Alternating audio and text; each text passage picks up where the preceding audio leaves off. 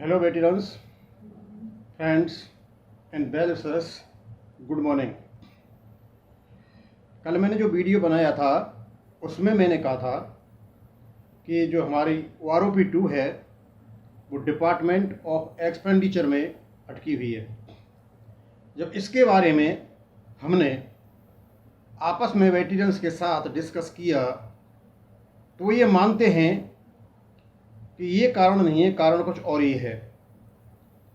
आप क्या सोचते हो इसके बारे में आप मुझे मेरे कमेंट में बता सकते हो, जिससे हम इस पर डिस्कशन कर सकें।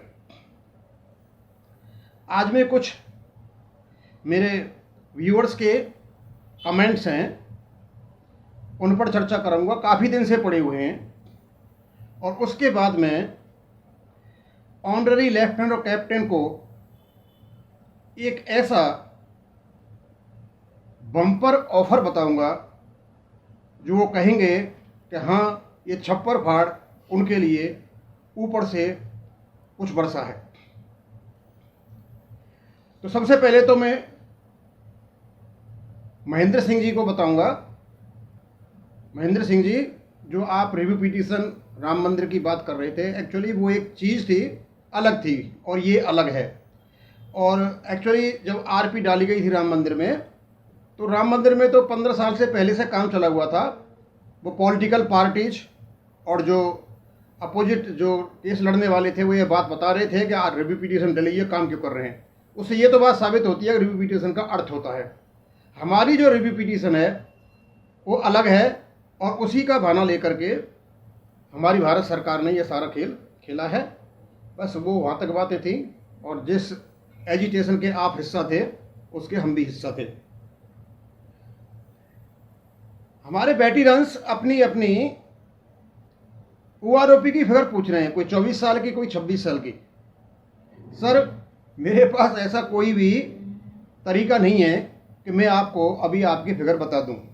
केवल मैंने ये फॉर्मूला निकाला था, जो आर्मी में जो डायरेक्ट भर्तियां होती हैं, सिपाही X और Y, हवलदार X और Y AEC में होती थी, आजकल बंद हो गई हैं, और एक रिलीजियस टीचर। ये मानते हुए इनका प्रमोशन नहीं हुआ है तो उसको हम आसानी से निकाल सकते हैं। लेकिन जो प्रमोटी हैं, जो सिपाही से नायबदार बने हैं, सूबेदार बने हैं, सूबेदार मेजर बने हैं, उसमें पता नहीं चल पाता कि आर्म्स और सर्विसेज में अलग अलग टाइम होता है प्रमोशन का, तो कौन कब हुआ। तो एक फिगर देने का मतलब होता है दूसरे के लिए नहीं मैच होना, और उसके बाद जा करके OROP से नहीं मैच हो तो उसमें ऐसा लगता है कि हम गलत फिगर दे रहे हैं। वो मैं देना नहीं चाहता। एक मेरे व्यूअर हैं, बार बार पूछ रहे हैं मेरे से, सर ये ऑर्डरलीनेस सूबेदार क्या होता है। मैंने बड़ा सर्च किया, ये ऑर्डरलीनेस सूबेदार मुझे तो कहीं मिला नहीं। मैं सोचा मैं हो सकता है ये ऑनररी सूबेदार के बारे में बात कर रहे हूँ, तो अभी मैं आपको बताना चाहूँगा। फिर मैंने सोचा क्यों नहीं मैं सारी ऑनररी जो रैंक्स हैं उनको ही देख लूँ। तो सिपाही में तो ऑनररी रैंक होता नहीं है, और सिपाही को जो ऑनररी होता है वो नायक में चला जाता है। तो मैंने जब देखा कि ऑनररी नायक भी हैं, ऑनररी हवलदार भी हैं, और ऑनररी नायक सूबेदार भी हैं, और ये ऑनररी सूबेदार जो हैं, हाँ ये हैं, लेकिन इनके बारे में ज़्यादा मुझे पता नहीं है, इनका कुछ जिक्र भी कहीं मुझे नहीं मिला है। तो एक बात बताना चाहूँगा, जो ऑनररी नायक सूबेदार है उनका तो जिक्र करना बेकार है, क्योंकि उनकी जो पेंशन है रेगुलर नायक सूबेदार के बराबर कर दी गई है। अब हम लेते हैं ऑनररी नायक और ऑनररी हवलदार। मैंने 430 सर्कुलर देखा था, उसमें नायक और ऑनररी नायक या TS नायक, इनकी पेंशन में 1 रुपये का फर्क है। उसी प्रकार जो हवलदार है 430 सर्कुलर में 1 रुपये का फर्क है। उसके बाद जो 501 सर्कुलर आया था उसमें से इस फर्क को नायकों के लिए ख़त्म कर दिया गया, और हवलदार जो थे उनकी पेंशन में फ़र्क था। अगेन जब OROP की टेबल आई थी, इनमें काफ़ी फर्क डाल दिया गया था। हो सकता है कुछ समय वेटेज वेस्ट, कुछ सालों का वेटेज दे करके पेंशन निकाली जा रही थी, OROP में अलग तरीके से निकाली गई होगी, तो उनमें कुछ अंतर हो गया होगा। जब मैं ये कर रहा था, जब मैं टेबल देख रहा था, तो मुझे एक बहुत दिनों से उलझा हुआ प्रश्न का मुझे जवाब मिल गया। मेरी ऑर्गेनाइजेशन के जो वाइस चेयरमैन हैं वो ऑनरेरी कैप्टन हैं। हमारी ऑर्गेनाइजेशन में और भी ऑनरेरी लेफ्टिनेंट भी हैं, ऑनरेरी कैप्टन्स भी हैं। मैं उनसे पूछा करता था, सर आप एक बात बताइए कि आपका जब प्रमोशन होता है तो आपकी एक ही फिगर होती है 10,500 या 10,850, और जो मिनिमम फिटमेंट टेबल जो बनी थी आपकी, वो बनी थी आपकी 32,290, 30,930 लेफ्टिनेंट की और 32,290 कैप्टन की। अब इंक्रीमेंट तो आपका होता नहीं, और यदि आपको पेंशन भी मिलेगी तो आपका मिनिमम मैक्सिमम कहीं बैठता नहीं। तो किसी भी हालत में आपकी लेफ्टिनेंट की 15,465 से और कैप्टन की 16,145 से ज़्यादा पेंशन नहीं होनी चाहिए। ये 17,010 कैप्टन की, ऑनरेरी कैप्टन की, और 16,090 ये लेफ्टिनेंट की कहाँ से आई? मुझे कोई भी तसल्ली बख्श जवाब ये नहीं दे पाते थे, सर पता नहीं, कर दिया होगा। हम भी यही सोचते थे, भाई काफ़ी दिन की सर्विस है, इनको कोई इंक्रीमेंट दे करके या ये देख के सबको फ़ायदा दे दिया होगा। लेकिन सर, मैं कटेवा सर आपको बता रहा हूँ, आज आप जिस केस को लड़ रहे हो उसकी लड़ने की दूसरे तरीके से ज़रूरत है। आपकी जो पेंशन है, जब मैं कह रहा था कि जब आपकी मिनिमम फिटमेंट टेबल को रेगुलर लेफ्टिनेंट कैप्टन के लिए दिया जा सकता है, तो क्यों नहीं उनकी जो 28 साल की नोशनल पेंशन बनती है 7 CPC में, उसको लेफ्टिनेंट और कैप्टन को दिया जा सकता है। और मैं आपको बताना चाहूँगा सर, आपको ऑनरेरी लेफ्टिनेंट और कैप्टन को रेगुलर लेफ्टिनेंट और कैप्टन की 28 साल की जो पेंशन बनती है, सर्कुलर नंबर 555 में टेबल नंबर 2 में जा करके देखिए, आपको वो दे रखी है। इसका मतलब ये हो गया कि आपको जो पेंशन होगी डिसाइड दो तरीके से होगी। एक तो ये कि आपकी जो मिनिमम फिटमेंट टेबल है उसके हिसाब से हो, और दूसरा ये देखा गया है उसमें कि आपकी सर्विस को रेगुलर लेफ्टिनेंट जो 28 साल का है उसके बराबर माना गया है। उसी प्रकार जो कैप्टन है उसकी पेंशन को भी, सर्विस को भी रेगुलर कैप्टन के बराबर माना गया है। और जो टेबल नंबर 2 में 28 साल की रेगुलर लेफ्टिनेंट और कैप्टन की जो पेंशन है वो आपको दी गई है। इसका मतलब ये हुआ कि आप अननेसेसरीली उन चीज़ों के लिए भाग रहे हो जहां रोजगारी मिलती है।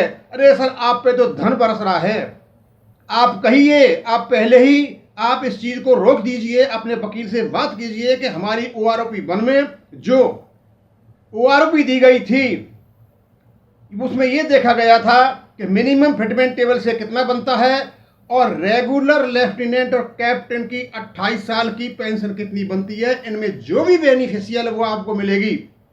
और ये क्योंकि ये ऑलरेडी दे करके बैठे हुए हैं, ये प्रिंसिपल यहाँ पर है, ये रेगुलेशन यहाँ पर है, और ये इनको देनी पड़ेगी। यदि EFD नहीं देगा तो सुप्रीम कोर्ट देगा। आपको ये बनता है, आप इस हिसाब से केस लड़िए, आप जिस हिसाब से लड़ रहे हो उससे नहीं, इससे लड़िए।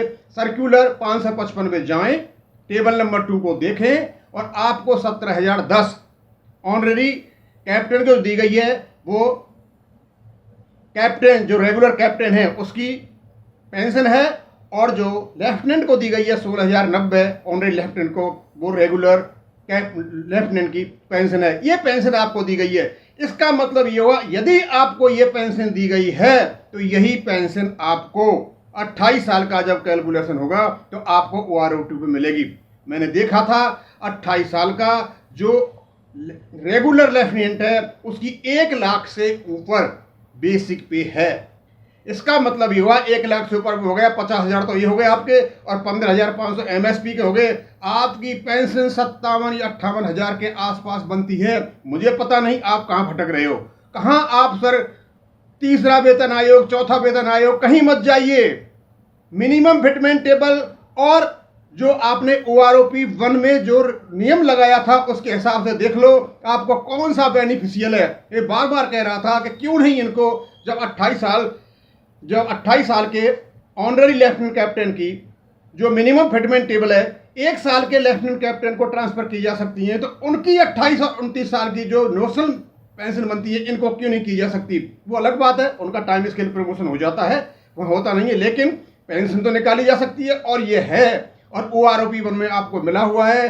आप अपने केस को अलग से लड़िए, ये परसेंटेज बेस जो आप केस लड़ रहे हो उसमें आपको नुकसान है, और सबसे ज़्यादा यदि फायदा होगा तो आपको ही होगा। और मैंने ये आपको कहा था कि जो OROP का नोटिफिकेशन है आप लागू नहीं होता, सबसे ज़्यादा बेस्ट लागू आप पर ही होता है। लेकिन आप 555 सर्कुलर के टेबल नंबर 2 में जाएं, वहाँ देखें आपको कहाँ से पेंशन मिली हुई है OROP 1 में, वही नियम इनको OROP 2 में लगाना पड़ेगा। अब मैं आपको बताना चाहता हूँ, एक पिक्चर है, उसमें एक लड़का एक लड़की से प्यार करता है, दोनों वापस घर आते हैं, लड़की घर आती है। अब पिताजी से कौन बात करे? लड़का बहुत तेज था, लड़का पिताजी के दफ्तर में पहुंच जाता है, बाहर बैठा रहता है, पिताजी निकलते हैं, बिल्कुल टाइम बिजी नहीं है एकदम। वो जब चलते हैं तो पूछते हैं साहब मुझे आपसे मिलना था। नहीं, मेरे पास टाइम नहीं है। तो उस लड़की का नाम लेता, उसके लिए भी नहीं है, वो रुक जाते हैं। बोलो मैं उसे प्यार करता हूँ। बोलो आप बात करोगे? हाँ सर, मैंने सोचा प्यार की बात लड़की से करनी चाहिए और शादी की बात आपसे करनी चाहिए। उसके पिताजी बड़े प्रभावित हुए। सर, फिक्सेशन की बात जो आपका प्रमोशन होता है आप मिनिमम फिटमेंट टेबल से करिए, और OROP लेने की बात आप सर्कुलर नंबर 555 की टेबल नंबर 2 में जो 28 साल के ऑनररी लेफ्टिनेंट और कैप्टन हैं उनकी जो बराबर आपको दी हुई है ऑलरेडी, आप उससे कीजिए। आप इधर उधर नहीं भागें, अदरवाइज आपको नुकसान होगा। क्योंकि आप जो बार बार कह रहे हैं, ये मैंने अचानक ही देखा था, इसका जवाब मेरे को कोई नहीं बता पाया था कि ये आपको 17,010 और 16,090 कहाँ से मिले थे, क्योंकि बनती ही नहीं थी आपकी मिनिमम फिटमेंट टेबल से, इतनी बनती नहीं थी। एक तो बनती थी आपकी 15,465 और एक बनती 16,145, लेकिन 16,090 और 17,010 ये आपके वहां से बने, ऑलरेडी दे रखा है। जो मैं आपसे कह रहा था कि क्यों नहीं उनकी 28 साल की पेंशन आपको दी जाए, आपको ऑलरेडी दी हुई है। और आप OROP 1 में आप वहां जाइए, अपने वकील को बताइए कि इसको कैसे इंक्लूड किया जाए, या फिर अलग से आप एक वो डालिए पिटीशन कि इस किसी भी हालत में OROP 1 में जो सिद्धांत लगाया गया था, जो रेगुलर कैप्टन और लेफ्टिनेंट की जो हमें OROP दी गई थी, उससे किसी भी हालत में इसको कम नहीं किया जाए। और मुझे लगता है यदि ये आप पर लागू होता है तो सबसे ज़्यादा फायदा कम से कम आपको 17-18 हज़ार बेसिक पे में फ़ायदा होगा, और वो ऑलरेडी दी हुई है। क्यों कोर्ट भी इसको कहेगा पहले दे रखी है तो अब क्यों नहीं। आगे मैं कहना चाहूँगा कि यदि कोई ऑर्डरलीनेस सूबेदार के बारे में और कोई जानता मुझे बताएं, और यदि ये ऑनररी सूबेदार हैं तो ठीक है, उसके बारे में मैं देखूंगा कि मैं उनको कैसे सेटिस्फाई करूं। और अब मैं इसको यहीं ख़त्म करता हूं। थैंक यू, धन्यवाद।